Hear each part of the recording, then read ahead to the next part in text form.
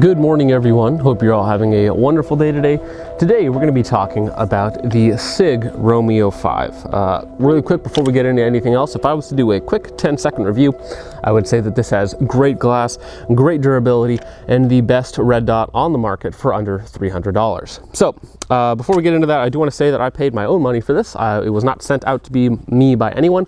I bought it from Optics Planet several months ago for $140, though since then you can get it for about $130. So generally speaking, it's anywhere from $120 to $150. On top of that, if you'd like to help out the channel in any way, you can go ahead and like, share, and subscribe. Also, if you would like to leave a comment really helps the YouTube algorithm.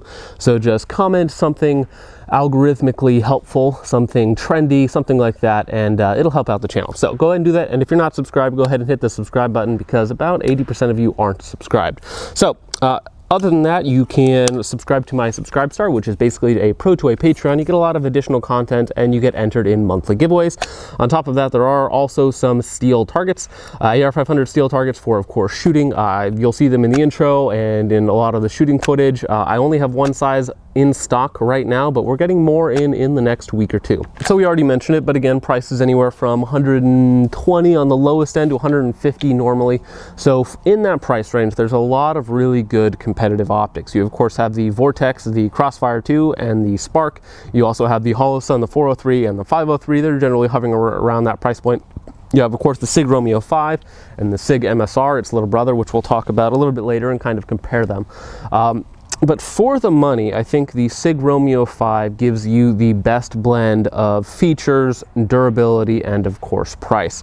So just getting into some of the basic specs, with the mount included, it does come with both mounts. It comes with the low riser mount, which it is attached to right now on a worn offset mount. So this is just one piece of aluminum on top here, holding it all together.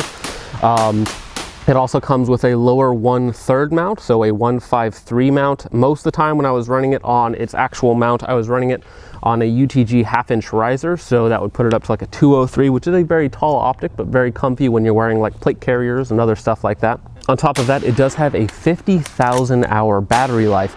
Not only does it have an extremely long battery life using a very common 2032, but it also has motion activation, or MOTAC as they call it. So basically, if you leave it for a predetermined amount of time, somewhere between like 10 minutes and 8 hours, it will automatically shut off and save your battery life. So that 50,000 hours, or roughly 5 years, actually translates to basically as long as the battery works. Now, there's no solar option or anything like that. For me, I kind of think that's a gimmick. It's definitely a set and forget, and you can turn the MOTAC off if you don't want it on. The MOTAC is so good that I have not noticed it whatsoever, and again, I've had this for several months and I dry fire with it basically every day. Very, very good. On top of that, the standout feature for me, with really all of the Sig red dots that I've tested, is they have exceptionally good glass. Very, very good glass. Eotech has some of the best glass on the market for a holographic, and the Sig Romeo 5 and the MSR are just slightly more tinted than that. They do have the tiniest of blue tints to them, but compared to the Vortex Crossfire 2, some other but more budget options like the Holosun 403 and 503 that have a very aggressive blue notch filter, this one here does not have that and boasts the same battery life. So if a notch filter gives you a lot of additional battery life, then I think that's a good thing because it is giving you a benefit. But if you can get the same battery life or even more with motion activation, I would rather not have it, because I do think that that blue notch filter does hurt you in low light scenarios or when used in conjunction with a magnifier. Because when you put a magnifier on it, you're essentially, if you have bad glass, you're zooming in even further on that bad glass, and any distortion or blue tint is going to get even worse because now you're adding more glass on top of it, magnifying that glass, so it just kind of compounds any sort of issues that you have there.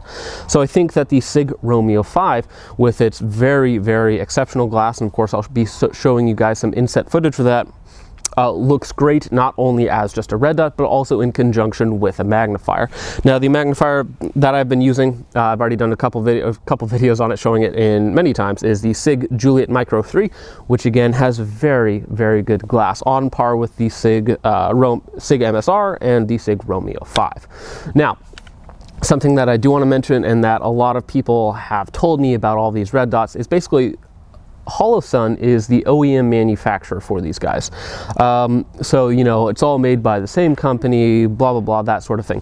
While that is true that Holosun is the OEM manufacturer, and so that they do manufacture all of these red dots for different companies, essentially, they are not spec'd the same, and the features and the quality that go into them are not the same. So basically, if you look at Vortex, their Crossfire 2, a very good red dot. We'll be talking about that in the future, especially for the money. It's again about $120 to $150, still made by Holosun, a fairly similar design, but the Sig Romeo 5 is spec'd out a lot better. It has better glass, it has more recessed turrets, which I like a lot more. It has a better mount, in my opinion, a stronger mount. It is slightly heavier. But so even though they're made by the same manufacturer, that's not really telling the whole story. And they're certainly not identical in terms of quality, because again, these optics manufacturers like Vortex or Sig or Holosun, they're all designing their optics a little bit differently. They're speccing them differently. So there's all sorts of different tolerances and restraints placed upon the manufacturing process by Holosun, by these manufacturers. So even though Holosun is making the red dots themselves, that does not mean that they are all equal in terms of features, build quality, and value. Because of course, if you pay more to a manufacturer, they will meet your higher specs, or if you order a higher volume, you can get that higher spec, higher quality at a lower price. So keep that in mind. Even though yes, they are all made by Holosun for the most part, that does not mean that quality and features are the same. So now you may notice on the optic itself that it does have a battery cap, but that is not where you do your adjustments. Most micro red dots in this price category have the adjustment wheel on the battery cap itself, so kind of like a dual feature. So the battery cap, you know, keeps the battery in there, and also that's where you turn to adjust your brightness.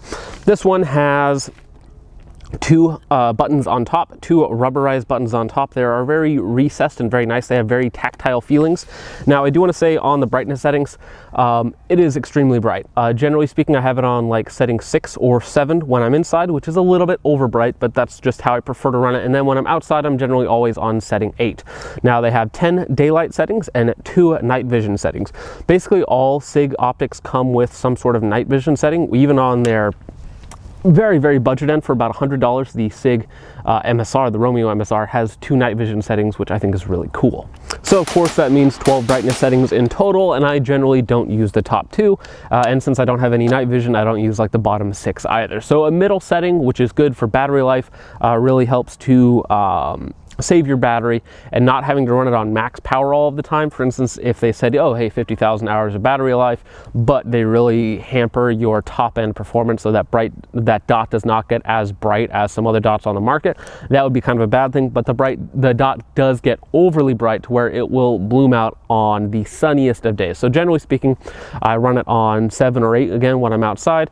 If I was in like some sort of whiteout condition in direct sunlight, maybe you would want to run it on 9 or 10, but again, the dot does get extremely bright, very, very bright.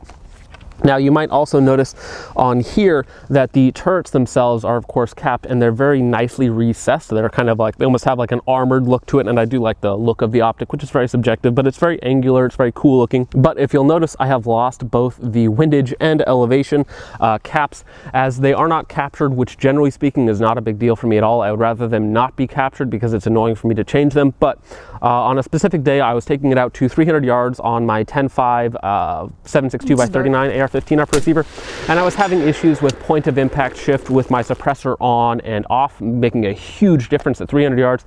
So basically I was leaving the turrets off to adjust them as needed at 300 yards to get it on target.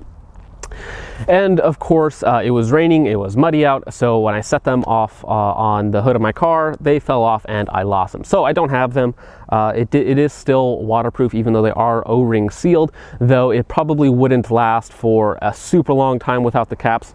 Again, you can order more, they're very inexpensive, and actually because of course basically all of the red dots, their turrets are identical, I could actually change these out with any of the other red dots that I have and they would work just fine. Now, if I haven't mentioned it already, basically all Sig optics come with their Electro Infinite lifetime guarantee. So basically, if anything ever happens to any of your Sig optics, they will replace it for you free of charge. I believe you do have to pay shipping and that sort of thing, but again, you will get a new optic if something bad did happen to it. So now let's go ahead and talk about testing, because this is, as I mentioned, one of my favorite red dots and one of the best red dots on the market for, again, under $300. It definitely outperforms its price point. I've done a lot of shooting with it. So I've had it on at least 5 different guns. This is a 12.5-inch 308 firearm. It is not a pistol because the overall length from the end of the buffer tube to the end of the barrel is over 26 inches, so it is not a pistol. This is technically a firearm.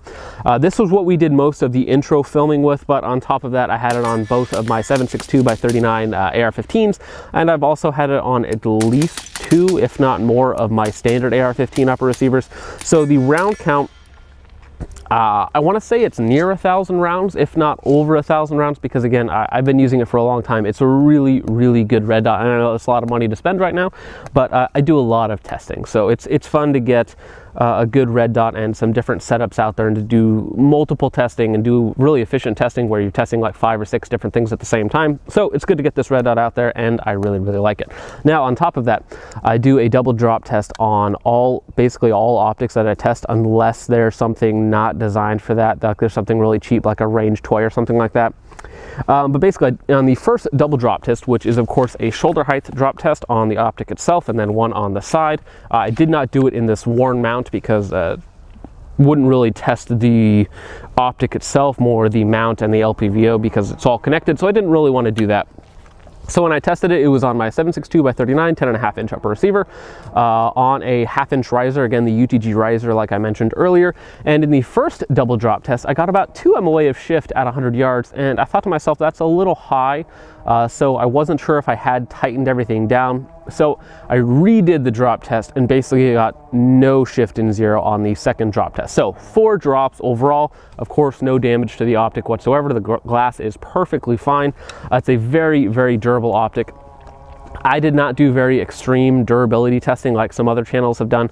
A really good one to watch if you haven't seen it is Alabama Arsenal has a very good video on the Sig Romeo 5 doing a true torture test and doing lots of really terrible things to it, and it of course comes out just fine. And if you just Google Sig Romeo 5 torture testing, you're going to get a lot of really good input in there. So it's a very, very durable optic, and again, in my testing, perfectly fine in that regard. So we really haven't mentioned it all that much, but now let's go ahead and talk about the dot itself. So the dot itself is of course a 2 MOA dot, which generally does not actually mean 2 MOA. Generally speaking, if you're running it on a slightly higher brightness setting than you need, it's generally like a 3 to 5 MOA dot if you were actually to measure it out on 100 yards. The dot, however, on the Sig Romeo 5 is very precise. It's very crisp. I don't have an astigmatism, but if you do, it's probably going to look a lot more starbursty and going to give you more issues. So I don't think it's going to be good for you if you have an astigmatism, but again, I don't, so I'm just speaking from that experience. The dot is very crisp, very precise, though again, if you're running it on anything more than the minimum of what you need, you're going to have a dot that is just slightly bigger than 2 MOA. However, even under magnification, it's very concentric. It's not like a huge oval or anything like that, which of course I'll be showing you guys inset footage of that. So the dot itself is very easy, crisp, precise to use, and so there's no issues there. On some other cheap red dots, if you get them under magnification, like a 3x magnifier or something like that, you'll end up noticing that they're more ovalish in appearance, and they have like different lines crisscrossing on the outside of them, so they're not quite as precise. However, again, with the Sig Romeo 5, very, very good in that department. So when we talk about features for the money, you have motion activation, which of course is basically just an auto on-off, which you can disable if you don't want it. You have 50,000 hours of battery life, you have excellent glass, you have excellent durability, you have a lifetime warranty, and all of that for basically 150 bucks or less. Basically, in my opinion, for the budget red dots, because there's a lot of them for, again, under 200 bucks, this one is basically the best by a long shot. Now, in my opinion, a red dot is really good up close, home defense, anything like that, and very easily usable out to 300 yards, even without magnification, as long as you can see your target and your target's a decent size. It's very, very easy to make those shots. Now, I know that there's a lot of hype around like new reticles and things like that for red dots. So, you know, there's ACSS reticles, which are of course very, very good. They work really, really well for magnification and that sort of thing. But in my opinion, red dot is just a red dot. You know, it's meant for fairly close range applications and even out to 300 yards. Now, I wouldn't want to take a red dot even with a magnifier and an ACS reticle out to like 500-600 yards. If that was my intent, I would just be running an LPVO with an ACSS reticle or something like that. So there are more expensive red dots. I know Holosun does use some ACSS reticles in some of their red dots, but they're again generally anywhere from like 200 to 250 bucks. Not that the ACSS reticle isn't great. Not that there aren't certain advantages to running faster, bigger reticles with, you know, donuts of death and whatever. But for me, I don't think having a 2 MOA red dot, I don't think that that's going to slow you down or make it more difficult to make a shot, again, within those 300 yards. And if you're going beyond 300 yards regularly, that's when an LPVO is really going to shine. And then in LPVOs, there's a huge discussion about different reticles that you can choose. So again, if I was going for just ultimate speed and reliability, I would probably be just running my Eotech 512. But if I was looking for something with more battery life and more of a home defense type role where I don't necessarily need to turn it on, it's already on with auto on, or if I'm just having it constant on all the time, I'm pretty sure it's going to last for, you know, somewhere between 2 and 5 years, depending on temperature, battery condition, all that sort of fun stuff, or with motion activation, which again has been very, very consistent. It's come a long ways from when it was first installed in like a few red dots from years past, and it's much, much more consistent and usable now. And basically I haven't heard any reports of it actually failing on somebody and failing to turn on.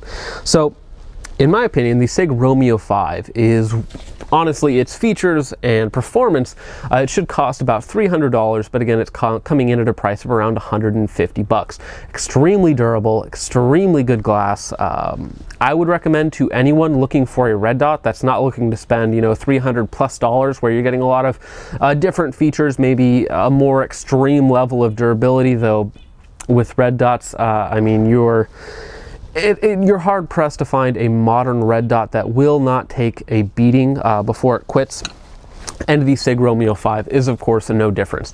The one thing I will say about its mount is it is about a ½ ounce heavier than some more subdued type mounts. For instance, here's the MSR, and it has big cutouts on the side and a lot of material removed, which of course makes it a little bit lighter, but not as strong. Whereas the Sig Romeo 5 mount is basically just a chunk of aluminum that is attached to the red dot, which I really like, because again, I'm not counting like a ½ ounce against the total weight of a rifle. Generally speaking, that's not going to be the make it or break it part of a rifle. So I'd rather have a little bit more material, a little more durability, a little more strength. The glass on it, as I mentioned, is very, very good. You have a crisp red dot. So there's really not a lot more I can say about it other than it is a fantastic red dot and it will work in basically any environment. Now, I haven't noticed any major like parallax shift or any terrible errors like that. I've used it in a lot of weird positions, running it on offset mounts, running it on, you know, standard really tall mounts, running it with body armor, without body armor, all that sort of fun stuff. And it really just kind of kills it in every circumstance that I put it in. So of course, at the end of the day, it is a 100% recommend for me. And if you were in the market for a red dot for home defense or any other sort of ranged to serious application and you only had a couple $100 to spend, there's only one red dot to choose, and that is the Sig Romeo 5, at least in my opinion. There are lots of good red dots out there and lots of good ones for under $200. Like again, the Sig MSR is also a great red dot. Doesn't have motion activation, it still has good glass, still has a 2 MOA dot, probably not quite as tough, saves you about 50 bucks. But again, I think the best red dot, hands down, for 150 bucks or less, or like 300 bucks or less, is the Sig Romeo MSR. So that is about it for the video. Like I said in the beginning, if you guys want to help out the channel, like, share, and subscribe. Hit the subscribe button, and let's get more people watching. And of course, commenting, because commenting does help the YouTube algorithm. Just comment whatever you want and you'll help push the video a little further, and I will greatly appreciate it. So as I mentioned, thank you guys once again for watching, and I will see you guys in the next one. Peace off.